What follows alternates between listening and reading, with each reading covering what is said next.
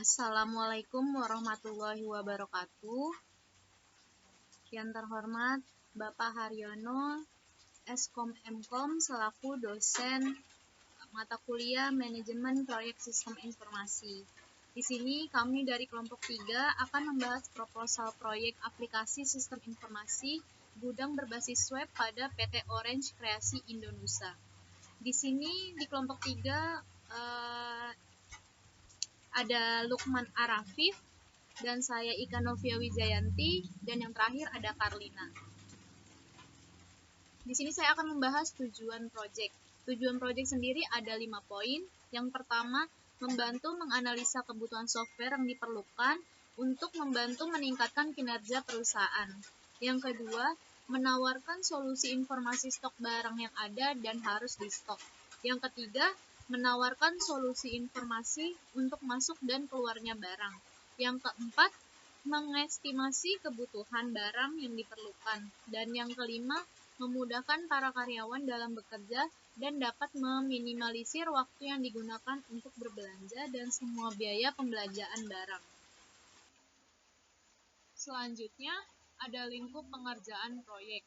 Di dalam lingkup pengerjaan proyek sendiri ada beberapa poin. Yang pertama ada studi kelayakan, yaitu mempelajari proses-proses dan identifikasi data-data yang dibutuhkan dalam perancangan aplikasi sistem informasi gudang berbasis web, sehingga dapat memenuhi kebutuhan perusahaan, dalam hal ini eksekutif, untuk meningkatkan pelayanan efisiensi dan keputusan. Yang kedua, ada desain fungsi, yaitu melakukan desain sistem secara detail, mulai dari konteks diagram, data flow diagram atau DFD, desain file, desain tabel, relasi tabel, dan sebagainya, sehingga membentuk sistem lengkap sesuai dengan fungsi-fungsi bisnis yang dikehendaki. Yang ketiga ada pemrograman, yaitu melakukan coding untuk merealisasikan desain fungsi yang telah dibuat. Lama pengerjaan dan jumlah baris coding ini turut menentukan besar kecilnya harga aplikasi yang dibuat. Bahasan berikutnya, yang keempat ada pengujian. Pengujian itu terdiri dari black box testing, uji perilaku atau behavior testing. Yang ketiga ada fokus input atau output fungsionalitas. Yang kelima ada pelatihan. Sebelum aplikasi program dijalankan atau kunjungi oleh user, pihak developer proyek perangkat lunak bertanggung jawab pelatih customer atau eksekutif dari PT Orange Kreasi Indonesia yang hendak mengoperasikan program aplikasi yang telah dibuat. Pihak pengembang juga berkewajiban memberikan informasi yang benar dan terbuka sehingga tidak menyulitkan para pengguna selanjutnya. Selanjutnya ada pemeliharaan. Proyek perangkat lunak tidak bisa selesai begitu saja setelah diserah terimakan, tetapi masih berlanjut sehingga bertanggung waktu yang cukup untuk memastikan bahwa produk perangkat lunak yang telah diserahkan tersebut bisa beroperasi dengan baik dan tidak ada kendala yang berarti. Selanjutnya ada dokumentasi. Dalam sebuah proyek bisa terdiri dari beberapa dokumen. Dokumen dapat dibuat untuk melihat kemajuan proyek yang sedang dikembangkan sebagai referensi untuk bug bila terjadi kendala atau sebagai pedoman operasional dan sebagainya. Halo, saya Lukman Arafif. Di sini saya akan melanjutkan materi yang akan dijelaskan. Di sini ada waktu pelaksanaan proyek. Yang pertama, untuk studi kelayakan, itu akan dikerjakan pada minggu pertama dan minggu kedua pada bulan Februari. Kemudian, untuk desain fungsi, itu akan dikerjakan pada minggu ketiga dan minggu keempat di Februari.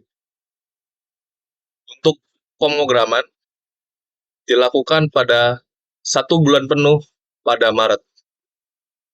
Kemudian untuk pengujian dilakukan pada minggu pertama pada April.